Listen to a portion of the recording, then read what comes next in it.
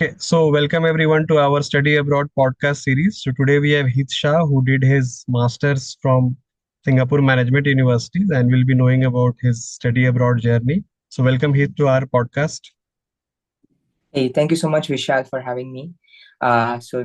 Bits and pieces about myself. I did my engineering from Pune, MIT, and then straight away I went to Singapore to complete my master's in management, that is MIM from SMU. And currently I'm working at a big four firm in Singapore itself. Yeah, so that's about me. Sure, sure. So Heeth, when you were deciding about going abroad, when was the very first time you decided that you want to go abroad?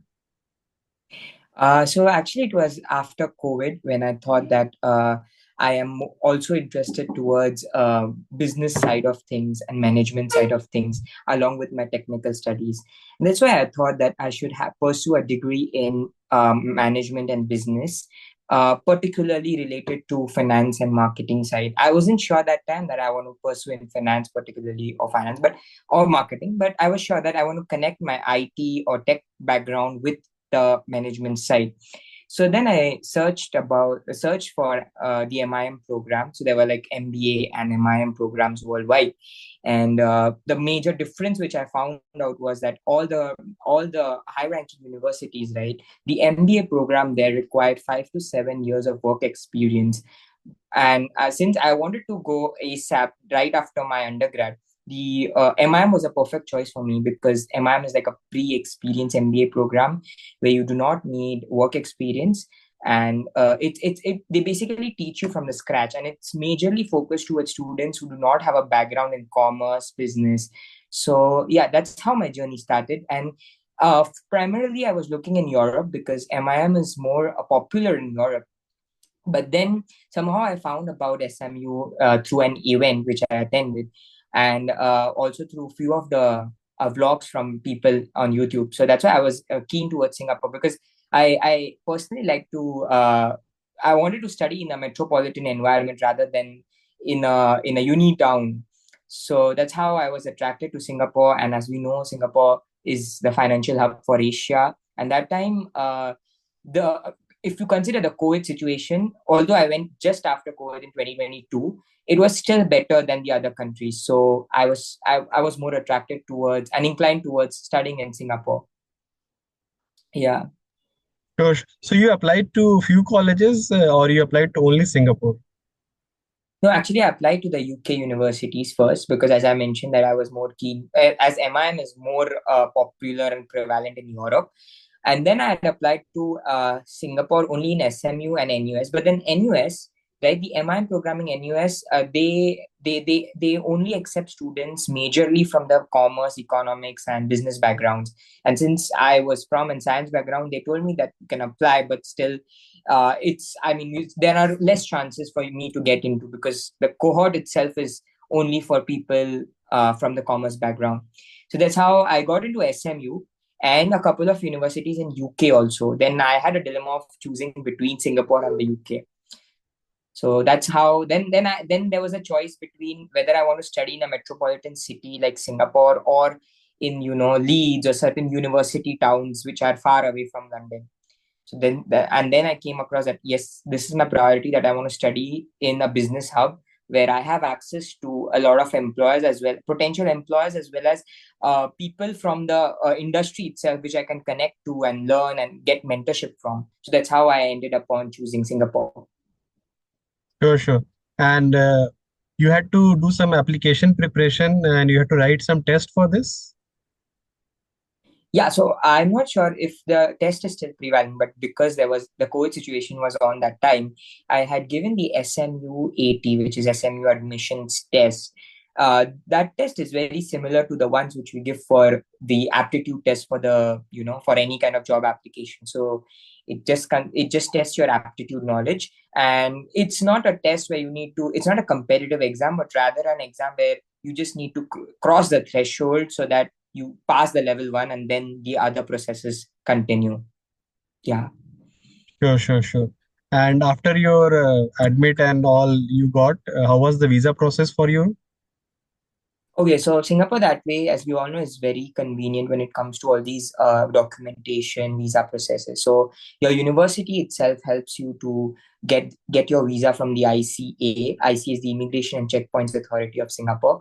So here you don't have any agent who will do things for you like what they have in the US. But here it's more of that the university applies for a visa and you just have to submit all the documents. And then once you reach Singapore, you have to go to the ICA. They take your fingerprints and then they issue your IC card, which is like the SSN number equivalent of Singapore. Yeah, so it's pretty simple, convenient, very straightforward. There is no hassle in taking the visa for Singapore. It's only just that you need to get an admit and the university applies for you. You by yourself cannot apply for a visa, student visa. Yeah. And what about the accommodation? How did you book that?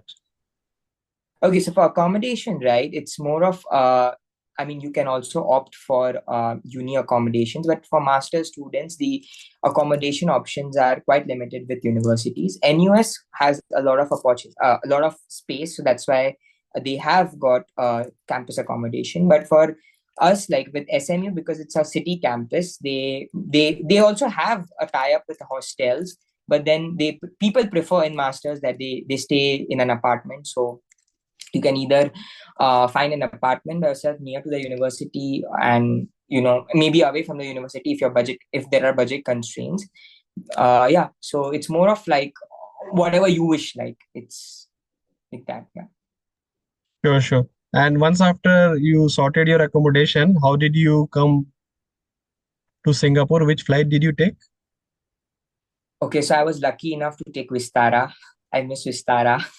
And the good part about Vistara is that was actually that when you apply as a student, they give you 50 kgs. So I flew from Mumbai to Singapore via Vistara. Yeah. So was this your first foreign flight or you have been to abroad countries before? Yeah, I've been to abroad countries before. And that's why actually I was inclined towards Europe because I really love Europe. But then I realized that when it comes to like, settling in as in a professional life, it's better to be in a city. That's why I preferred Singapore. Okay, okay. So in Europe, you are also getting admits from places which are not really like a metro kind of city. Yeah, yeah, And you being from metro, you wanted to still transition to a metro. So that's how that was one yeah. I factor mean, of this thing. yeah, and actually, right. If for example, if I wanted to continue in a coding background kind of a setup where I was just in front of the PC, then it would have been fine because I need to just communicate through the PC. I need to code, but then because I was looking for more of a client facing role, more where I have to interact with clients or such kind of a front facing role. It's always better to be in a hub where you meet people, you learn from them, you interact, you network.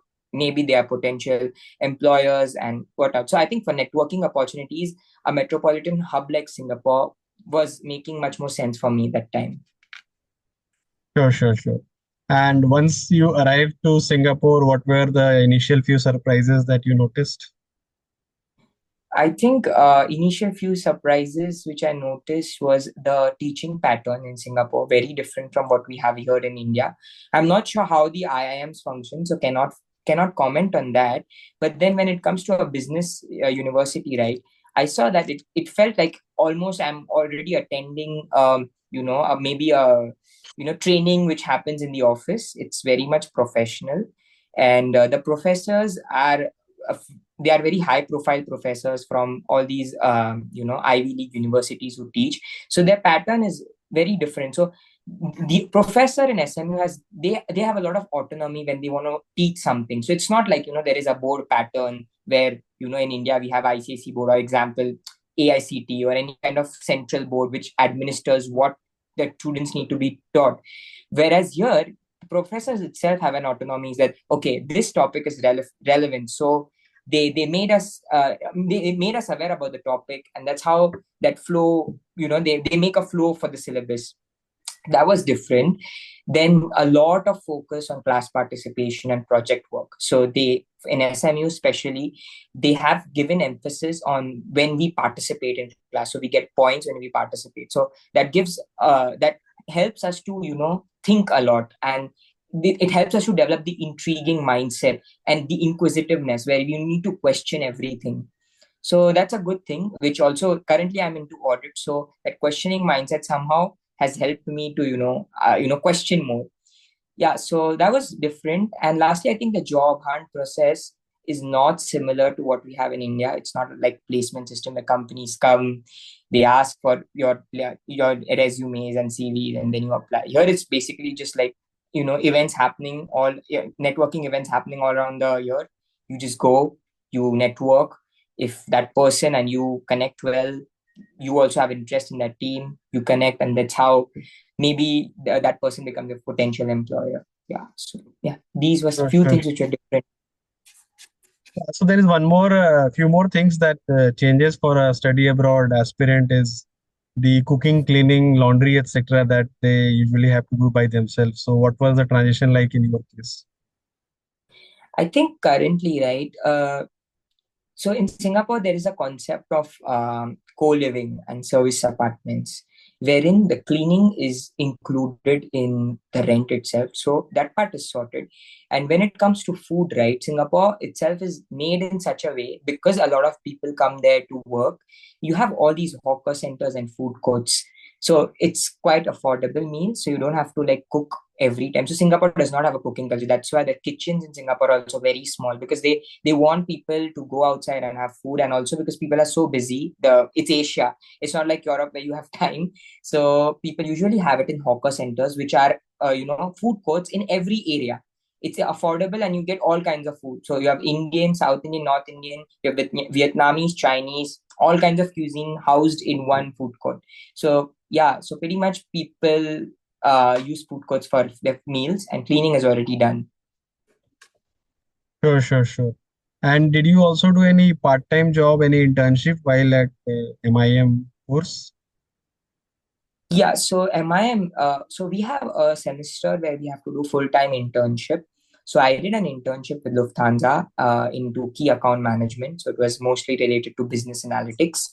And that was for 3 months. But then I continued my internship with my studies part-time. So around 8 months, I did my internship with Lufthansa. Sure, sure, sure. So this 8 months was what was the total duration of the MIM program in your case? It was 1.5 years, and out of that, right, 3 to 4 months are compulsory internship semester. So that part is graded. You get credits for doing that internship. Okay, okay, okay, sure, sure, sure. And after doing all this, how was your full-time job hunting experience like? You faced rejections. How was your emotional fluctuation that time? So it's quite overwhelming, and it's I wouldn't lie, it's very difficult as for now because Singapore is a small economy, so finding a job is difficult. But that being said, if you are actually interested in certain area or in certain domain and you connect well with that particular networking person, like that person you are networking with in any event, and you show that interest and also develop certain skills, then I wouldn't say that it is impossible. You can get a job, but yeah, it is intimidating and overwhelming to find a job in Singapore. So what job portals, LinkedIn, what did you use ultimately to get the job? Okay, so you LinkedIn is the most used application for job hunt, and secondly, I think when it comes to SMU, there are a lot of events happening. So these events are not like job hunting events, but rather like just meeting people from the industry. So the people from the industry come down to the university, they interact with students, you can ask questions, not necessarily that you want to have a job, but just to understand how the industry works like and what are the current trends. And also, so these events actually help you to find a job because uh, certain things, right, you can clear, you can, you have that opportunity to interact with the person itself who is the expert in that field. So it really helps that way. So I think, yeah, networking events were my the primary mode for looking for jobs. Sure, sure, sure. So what was your job hunting duration like? Like the way, I mean, when did you start looking for the job and by when did you get the offer letter? I think I started looking for job uh, right after, like when I was doing an internship with Lufthansa. So because around say 6 to 8 months before I was graduating, and I think then after my internship, I was in a process of getting interviews from different companies, and that's how I ended up on my current job, where I got an offer letter right after I graduated. So I joined in April. Sure, sure, sure. So coming to the last question, Heath, what advice would you give to younger yourself? Younger myself, I think, yeah, to be more open to opportunities, to network more, because I think networking is the key for everything. Maybe not even if you're not looking for a job, but you learn from people rather than books, I would say, at this stage. So yeah, to find a good mentor is very important in this networking time. Yeah. Sure, sure, sure. And any advice on usage of LinkedIn for the youngsters?